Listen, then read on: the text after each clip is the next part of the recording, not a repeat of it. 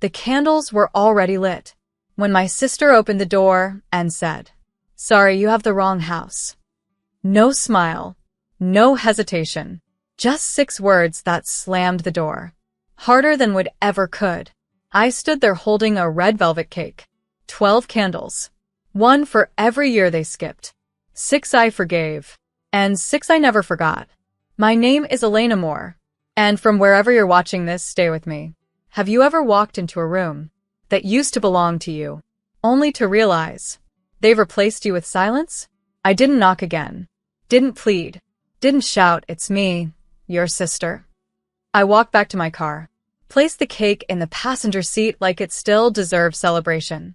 And then it came. A text from my mom. "We told her fiancé you don't exist. We couldn't let him see you. He wouldn't understand." Wouldn't understand what, exactly? That I exist? That I don't match their filtered narrative? That I don't come with curated smiles and shiny lies? I replied with 2 words. Understood. And they had no idea what those words really meant. I went home, opened my financial dashboard, and began to reverse the blood flow. The $12,000 wedding fund I had quietly built? Frozen. The backup honeymoon account mom didn't know I could see? Disabled. The shared credit card my father used to handle last-minute details? Revoked. Then I printed out the family trust report, highlighted every payment, every time I paid their overdue balances, every time I bailed them out. I slid the report into a crisp envelope, along with a letter, written not in anger, but in clarity, addressed to Ethan Carter, my sister's fiancé. It started like this. "Hi, Ethan. You've probably never heard of me. That wasn't an accident. I'm Elena, her only sister." I didn't need to rant. I just told the truth. Quietly, factually, with timelines, with proof. Then I boxed the envelope and mailed it, because if they wanted to delete me, they should have known. I leave paper trails. And now, their fairy tale was about to meet the part of the story they never wanted told. 3 days later, he got the letter. Ethan Carter, soon-to-be groom, soon-to-be in-law to a family that lied like they breathed. I know the moment he opened it, because the calls started within the hour. First, my sister. 10 missed calls. A text. "You are disgusting. I hope you're happy." Then my mother. Voicemail. Voice trembling. "You ruined everything. He was never supposed to see that." My father didn't even bother pretending. Just wrote, "You're out of the will." Perfect. I'd already funded it. Meanwhile, Ethan? He sent me exactly 1 message. "Can we talk?" I didn't reply. Not yet. Because this wasn't about vengeance. It was about recognition. About what it feels like to be completely erased, year after year, while still being used like a silent vault. They forgot my birthday every year for 6 straight years. No calls. No candles. Not even a fake Facebook HBD. But my bank account? They remembered that login. So I brought my own cake. And when they closed the door, they closed access to the last part of me that still believed they'd ever open it again. I wasn't done yet. That night, I logged into the final account. The shared trust mom had insisted stay in her name for convenience. The one she swore was only for family. Funny thing was, they forgot the trust was tied to my social, which meant I had full legal control, and the receipts to prove it. I pressed one button. Revoked access. Every single one of them. And then, I did the most satisfying thing I've ever done. I scheduled a recurring transfer to fund scholarships for girls who've aged out of foster care. Girls who knew what it meant to be invisible. Girls like me. Because if they were going to pretend I didn't exist, then fine. Let me be a ghost. A ghost with power. With paper trails. With purpose. And the next time they tell someone, "We don't have a second daughter," they'll be telling the truth. Because the woman they once had, she lit her own candles, and then burned the bridge down to ash. By Friday night, the group chat blew up. My cousin Jenna texted, "Are you okay? I just saw Ethan leave the rehearsal dinner early alone." I didn't respond, because I knew. The letter worked. Ethan saw it all. The hidden credit lines I'd cleared in my sister's name, the down payment I secretly paid for her first car, the gifted family vacations that were actually billed to me. He saw the erased birthday messages. 6 years of nothing. But somehow, they had no problem adding my email when it was time to Venmo for the venue. He didn't just see neglect. He saw manipulation. A curated family narrative scrubbed of its only silent pillar. Me. And now, the cracks were visible. No more filters. No more lies. I heard from a friend who was at the dinner. Your sister looked pale. Ethan didn't speak to her once. He left right after the toasts. At midnight, my phone buzzed. A new message from Ethan. I didn't know. Everything suddenly makes sense. Thank you for the truth. Still, I didn't reply. Because this was never about him. This was about me. Reclaiming the years I spent being the duct tape. Holding their secrets and entitlement together. The next morning, I got a notification from the wedding planning platform. Refund issued. Vendor account closed. Guess who was the vendor? Me. I had offered, years ago in a weak moment, to cover the floral arrangements. They never confirmed. They just assumed. So I canceled the wire transfer. No roses. No orchids. No overpriced bouquets to match a fairy tale built on fiction. Later that evening, another knock on my door. A courier.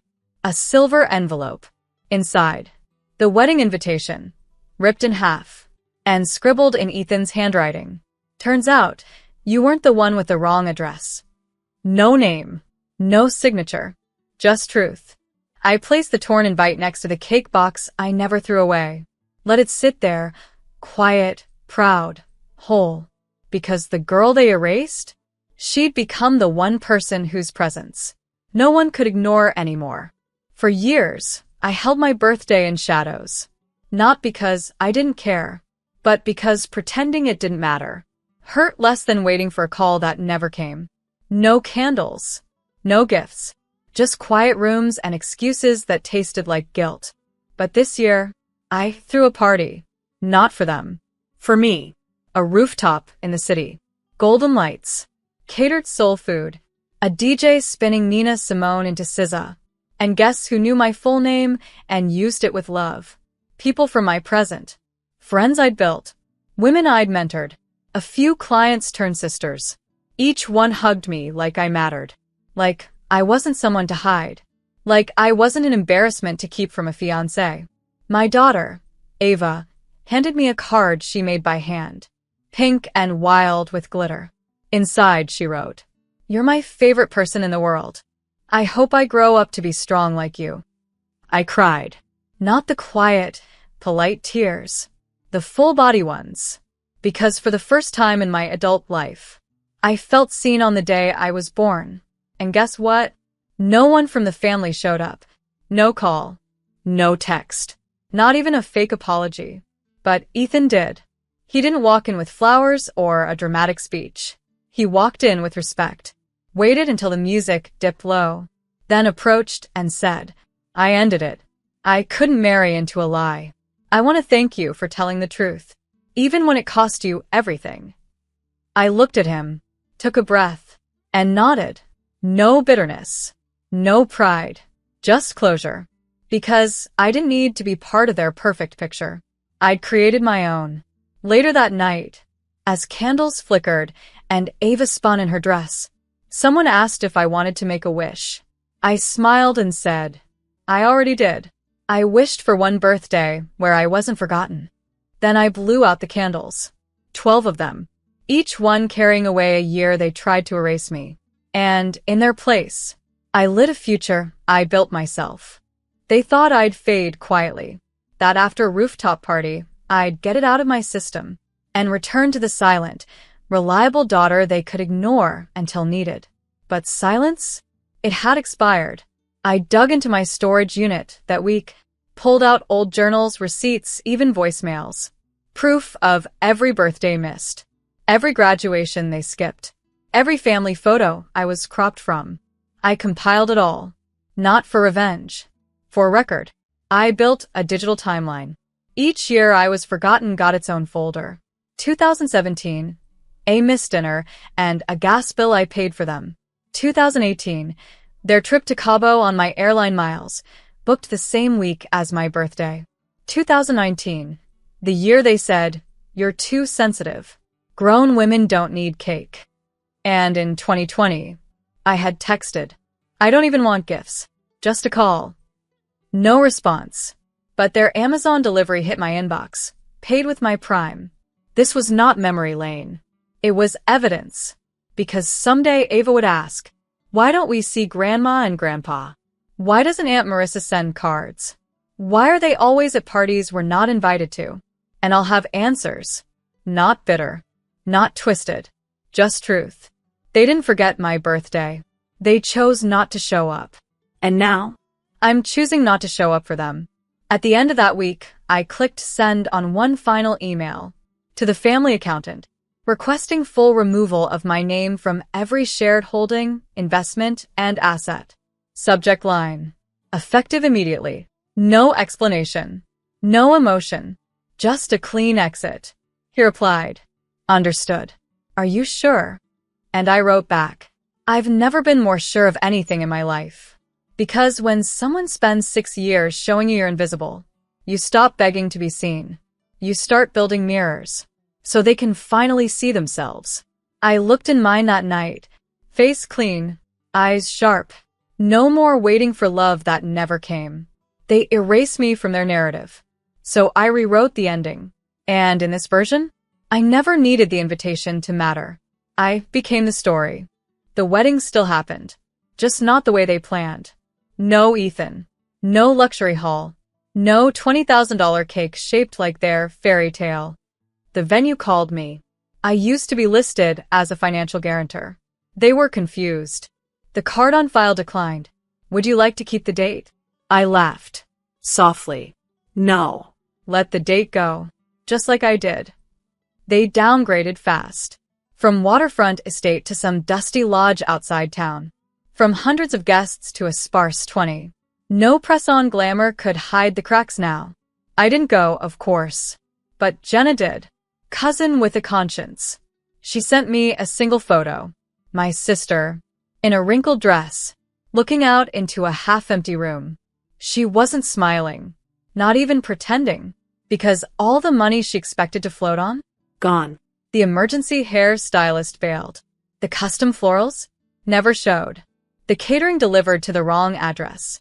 And her makeup artist posted a TikTok saying, "Be careful working with brides who burn bridges. Sometimes, karma shows up in bronzer." Meanwhile, I was at the lake with Ava. She was skipping rocks. I was sipping coffee. We were both free.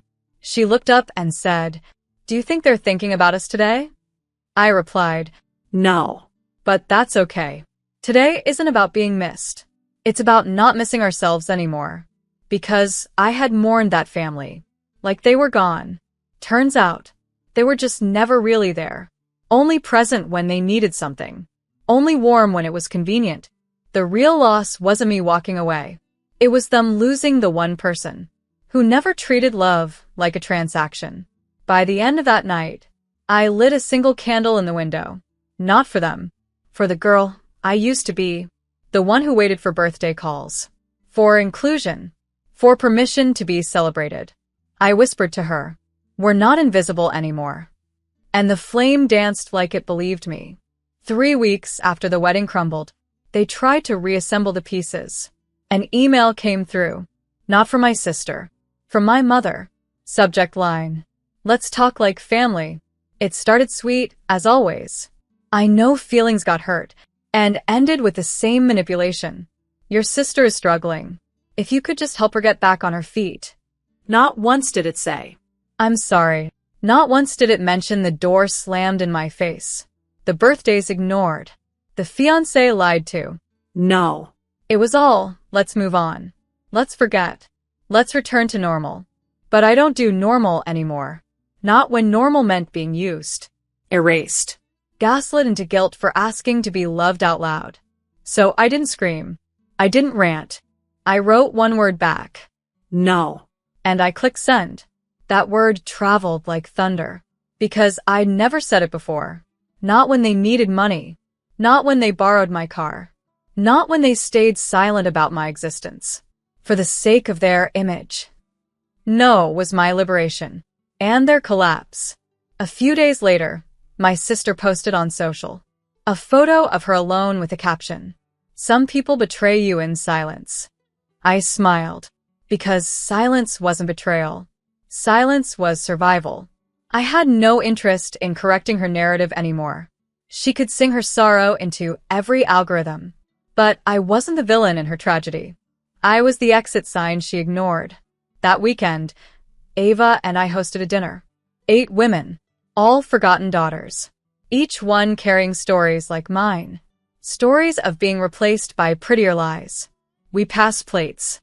We passed healing. And one by one, we toasted the word no. Because sometimes, no is the kindest word you'll ever say. To people who only loved you when you were useful. And that night, in a room full of women who refused to shrink again, I realized something.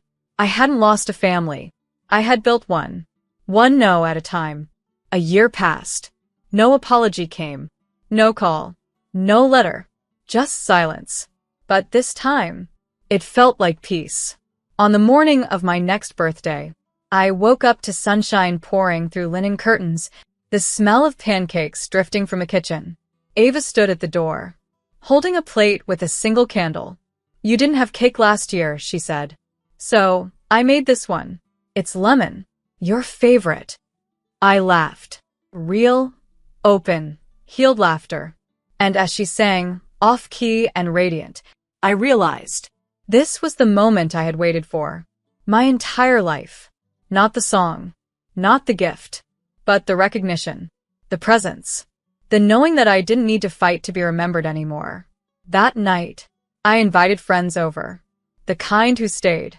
The kind who saw me when no one else did. We danced barefoot in the living room. Ava drew stars on my arms with a glitter pen. We lit candles. Told stories.